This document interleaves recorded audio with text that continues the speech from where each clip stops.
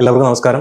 കുറച്ച് കുട്ടികൾ നമ്മുടെ അടുത്ത് ചോദിക്കുന്നുണ്ടായി ഗ്രൂപ്പ് ഡി എക്സാമിന്റെ അപ്ഡേറ്റ് എന്തായി, കോർട്ട് എക്സാം ഡേറ്റ് സ്റ്റേ ചെയ്തു എന്നെല്ലാം പറഞ്ഞ് ന്യൂസ് കേൾക്കുന്നുണ്ട്. എക്സാമിന്റെ അപ്ഡേറ്റ് എന്തായിരുന്നു കുറച്ച് പേര് നമ്മുടെ അടുത്ത് ചോദിക്കുന്നുണ്ടായിരുന്നു.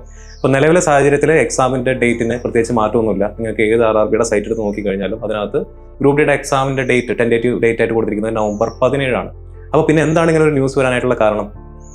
ഗ്രൂപ്പ് ഡി എക്സാമിന്റെ ഡേറ്റുമായിട്ട് സംബന്ധിച്ച കേസ് ഇപ്പം നിലവിൽ ഈ പറഞ്ഞ പോലെ സെൻട്രൽ അഡ്മിനിസ്ട്രേറ്റീവ് ട്രൈബ്യൂണലിന്റെ കയ്യിലാണ്. അപ്പോൾ കേസ് ട്രൈബ്യൂണലിന്റെ കയ്യിലിരിക്കുന്നിടത്തോളം കാലം എക്സാമിന് എങ്ങനെയാണ് റിക്രൂട്ട്മെന്റ് പ്രോസസ്സ് നടത്താൻ പറ്റുക എന്ന് പറഞ്ഞുകൊണ്ട് ഡൽഹി ഹൈക്കോടതിയിൽ ഈ കേസിന്റെ ടെൻറ്റേറ്റീവ് ഷെഡ്യൂൾ ഇട്ടതിന് എഗെയിൻസ്റ്റ് ആയിട്ട് ഒരു സ്റ്റേ ഓർഡർ കൊടുത്തിട്ടുണ്ടായിരുന്നു, അല്ലെങ്കിൽ ഒരു ഈ പറഞ്ഞ പോലെ ഒരു കേസ് കൊടുത്തിട്ടുണ്ടായിരുന്നു. അപ്പോൾ ആ കേസിന്റെ ഭാഗമായിട്ട് ഹിയറിംഗ് വെച്ചപ്പോൾ RRBയുടെ ഭാഗത്ത് നിന്ന് RRB പറഞ്ഞത് ഞങ്ങൾ ടെൻറ്റേറ്റീവ് ഡേറ്റ് നവംബർ 17 കൊടുത്തിരിക്കുന്നത്, ഒക്ടോബർ 30 കേസിന് ആസ്പദമാക്കിയിട്ടുള്ള ഹിയറിംഗ് വെച്ചിട്ടുള്ളത്. എന്ന് പറഞ്ഞാൽ കേസിന്റെ ഹിയറിംഗിന് ശേഷമുള്ള ഒരു ഡേറ്റിൽ ഞങ്ങൾ എക്സാമിനേഷൻ പ്രോസസ്സ് സ്റ്റാർട്ട് ചെയ്യും എന്നുള്ള രീതിയിൽ ഒരു ടെൻറ്റേറ്റീവ് ഡേറ്റ് മാത്രമാണ് കൊടുത്തിട്ടുള്ളത്. റിക്രൂട്ട്മെന്റ് പ്രോസസ്സിനെ പറ്റി ഞങ്ങൾ എവിടെയും പരാമർശിച്ചിട്ടില്ല എന്നുള്ളതാണ്. അപ്പോൾ നിലവിലെ സാഹചര്യത്തിൽ കേസിന് യാതൊരു വിധത്തിലുള്ള ചേഞ്ച് വരാനുള്ള സാധ്യതയില്ല. കാറ്റിൽ ഒക്ടോബർ 30 കേസിന്റെ ഹിയറിംഗ് നടക്കുന്നത്. കേസിന്റെ ഹിയറിംഗ് നടന്നതിന് ശേഷം മാത്രമാണ് കേസിന് ആസ്പദമാക്കിയിട്ട് ഈ പറഞ്ഞ എക്സാമിനേഷൻ ഡേറ്റിനകത്തോ റിക്രൂട്ട്മെന്റ് പ്രോസസ്സിൽ എന്തെങ്കിലും മാറ്റമുണ്ടോ എന്നുള്ളത് നമുക്ക് അറിയാനായിട്ട് സാധിക്കുകയുള്ളൂ. അപ്പോൾ നിലവിൽ നിങ്ങളുടെ ഈ പറഞ്ഞ പോലെ യൂട്യൂബിനകത്തും മറ്റ് ചാനലിലൊക്കെ കാണുന്ന ഊഹാപോഹങ്ങളുടെ പുറകെ പോവാതിരിക്കുക. നമുക്കറിയാവുന്നതാണ്, ഈ പറയുന്ന സെപ്റ്റംബർ മാസം 8 ടെൻറ്റേറ്റീവ് ഡേറ്റ് ആയിട്ട് നവംബർ 17 എന്ന് പറഞ്ഞ ഡേറ്റ് തന്നത്. അപ്പം ഞാൻ ഒരു വീഡിയോ ചെയ്തിട്ടുണ്ടായിരുന്നു 70 ഡേ സ്റ്റഡി പ്ലാൻ എന്ന് പറഞ്ഞുകൊണ്ട്.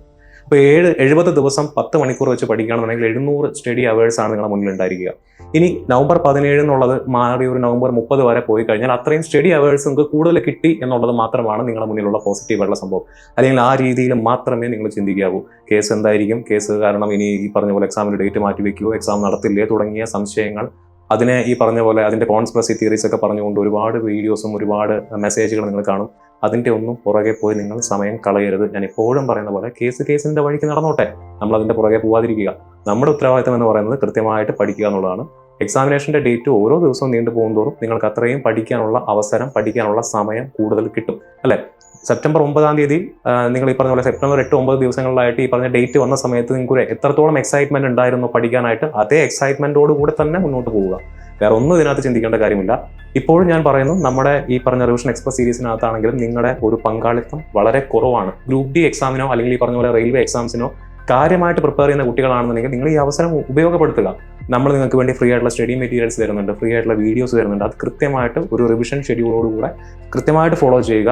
നമ്മുടെ സ്റ്റഡി പ്ലാൻ കൃത്യമായിട്ട് ഫോളോ ചെയ്യുക. എക്സാമിന് എല്ലാവരും ഉഷാറായിട്ട് പഠിക്കുക. എല്ലാവർക്കും ഓൾ ദി ബെസ്റ്റ്. കേസിൻ്റെ വഴിക്ക് നിങ്ങൾ ചിന്തിക്കാതിരിക്കുക. എക്സാം ക്ലിയർ ചെയ്യുക എന്നുള്ള ലക്ഷ്യബോധത്തോടുകൂടെ ഉഷാറായിട്ട് പഠിക്കുക. ഇത്രയും പറയുന്നതിന് വേണ്ടിയിട്ടാണ് ഞാൻ വന്നിട്ടുള്ളത്. എല്ലാവർക്കും ഓൾ ദി ബെസ്റ്റ്. മറ്റൊരു വീഡിയോയിൽ വീണ്ടും കാണാം.